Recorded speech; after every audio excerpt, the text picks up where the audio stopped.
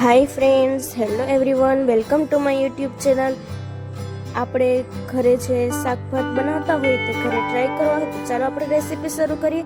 સૌથી પહેલાં એક મિક્સર જારમાં આપણે ડુંગળી એડ કરીશું અને આવી રીતના ક્રશ કરી નાખીશું.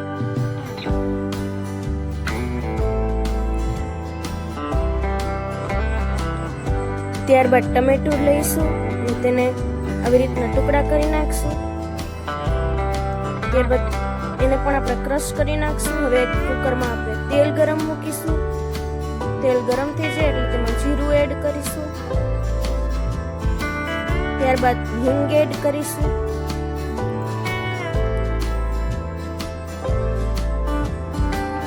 ત્યારબાદ જે આપણે પેસ્ટ બનાવી હતી ડુંગળીની આપણામાં એડ કરી દઈશું.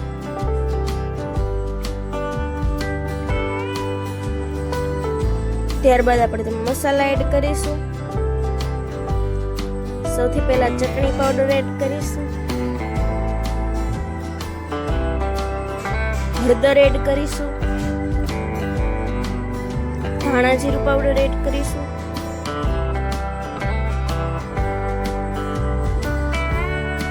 ત્યારબાદ મીઠું એડ કરીશું.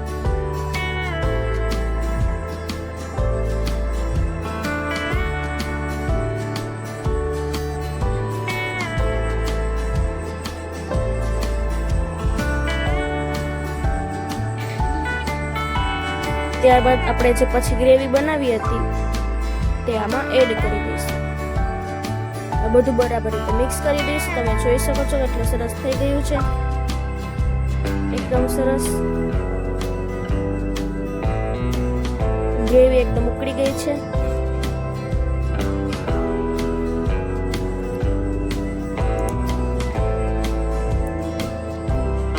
ત્યારબાદ મિક્સર જાર ધોઈ અને આપણે પાણી એડ કરીશું. થોડુંક પાણી એડ કર્યા બાદ આપણે જે બટેટાની ચીજ સુધારેલી હતી તે આપણામાં એડ કરી દઈશું.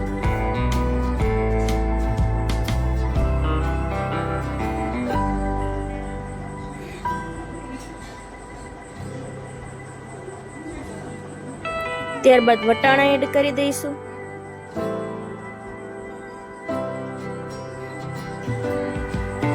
ત્યારબાદ બધું બરાબર રીતે મિક્સ કરી દઈશું અને કુકરનું ઢાંકણ આપણે ઢાંકી દઈશું.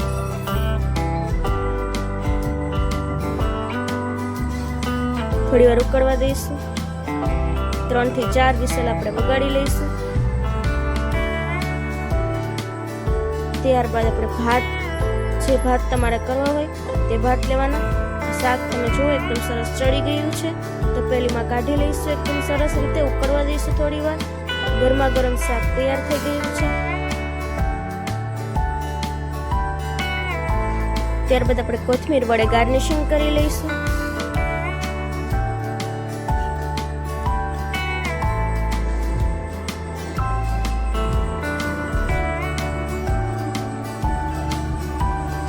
એકદમ સરસ શાક તૈયાર થઈ ગયું છે. ભાત આપણે ધોઈ લીધા છે એકદમ સરસ ચોખ્ખા. હવે આપણે કુકરમાં ઘી ગરમ મૂકીશું. ઘી ગરમ થઈ ગયા બાદ તેમાં જીરું અને લીમડાના પાન આપણે એડ કરી દઈશું. હિંગ એડ કરીશું.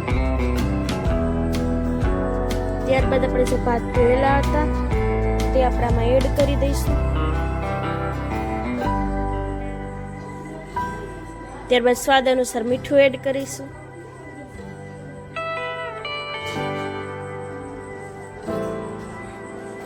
ત્યારબાદ આપણે પાણી એડ કરીશું. જેટલા ભાત હોય એનાથી આપણે 2 થી 3 ગણું પાણી એડ કરી દઈશું અને કુકર બંધ કરી દઈશું.